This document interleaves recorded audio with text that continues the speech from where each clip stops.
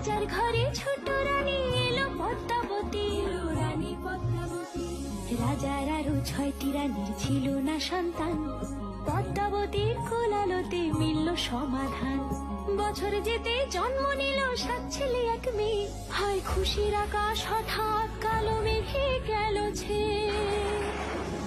হিংসেতে যায় জ্বলে পুড়ে বাকি 6টি রানী, যুক্তি করে ঘটায় ওরা 7 কুমারের হানি। সুযোগ মতো 7 ছেলেকে মাটিতে দেয় পুঁতে, বাঁচে একা পারুল, ওরা পায় না তাকে ছুতে। ধাইমা বাজায় সেই মেয়েকে বড় করে তোলে, 7 ভাইকে পায় যে পারুল 7টে চাপা ফুলে। এত কিছুর পরেও রাজার বিপদ যে কাটে না, সূর্য নগরে সুখের সূর্য আর ওঠে না। হিংসা বিবাদ বিচ্ছেদ আর প্রেমের কাহিনীতে পারুল বোন কি পারবে 7 ভাই চম্পাকে জাগাতে।